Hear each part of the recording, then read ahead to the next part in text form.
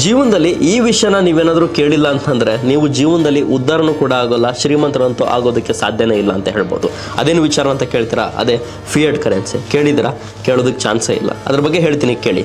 ಈ fiat currency ಅಂತಂದ್ರೆ ಪ್ರತಿಯೊಂದು ದೇಶದ ಬಳಿ ಒಂದು ಅಗ್ರಿಮೆಂಟ್ ಇದೆ. ಅದೇನಪ್ಪ ಅಂತಂದ್ರೆ ಅದರ ಹತ್ರ ಇರ್ತಕ್ಕಂಥ ಗೋಲ್ಡ್ ಅಸೆಟ್ ಅಂದ್ರೆ ಚಿನ್ನ ಎಷ್ಟಿದೆಯೋ ಅಷ್ಟೇ ನೋಟುಗಳನ್ನ ಮಾತ್ರ ಪ್ರಿಂಟ್ ಮಾಡಬೇಕು ಅಂತ ಹೇಳಿ ಒಂದು ಅಗ್ರಿಮೆಂಟ್ ಅನ್ನ 1971ರಲ್ಲಿ ಮಾಡ್ಕೊಳ್ತಾರೆ. ಆದ್ರೆ ಎಲ್ಲ ದೇಶಗಳು ಇದನ್ನ ಪಾಲನೆ ಮಾಡುತ್ತಾ? ಖಂಡಿತ ಇಲ್ಲ.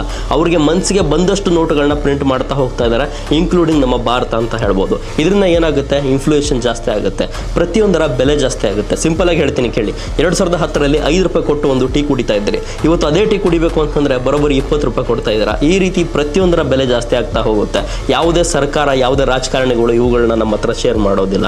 ಸೊ ಅದಕ್ಕೋಸ್ಕರ ನೀವೇನಾದ್ರೂ ಶ್ರೀಮಂತರಾಗಬೇಕು ಅಂತಂದ್ರೆ ಒಂದು ಗೋಲ್ಡ್ ಮೇಲೆ ಇನ್ವೆಸ್ಟ್ಮೆಂಟ್ ಮಾಡಿ, ಎರಡನೇದು ಬಿಟ್ ಕಾಯಿನ್ ಕ್ರಿಪ್ಟೋ ಕರೆನ್ಸಿ ಮೇಲೆ ಇನ್ವೆಸ್ಟ್ಮೆಂಟ್ ಮಾಡಿ. ಸೊ ಇದೇ ರೀತಿ ನೀವೇನಾದ್ರೂ ಲೈಫಲ್ಲಿ ದುಡ್ಡು ಮಾಡಬೇಕು, ಶ್ರೀಮಂತರಾಗಬೇಕು ಅಂತ ಒಂದು ಆಲೋಚನೆ ಇತ್ತು ಅಂತಂದ್ರೆ ಕೂಡಲೇ ನಮ್ಮ ಚಾನಲ್ನ ಫಾಲೋ ಮಾಡಿ. ಈ ವಿಡಿಯೋ ಇಷ್ಟ ಆಗಿದ್ರೆ ವಿಡಿಯೋನ ಲೈಕ್ ಮಾಡಿ, ನಿಮ್ಮ ಫ್ರೆಂಡ್ಸ್ ಆ್ಯಂಡ್ ಫ್ಯಾಮಿಲಿ ಜೊತೆ ಶೇರ್ ಮಾಡಿ. ಧನ್ಯವಾದ.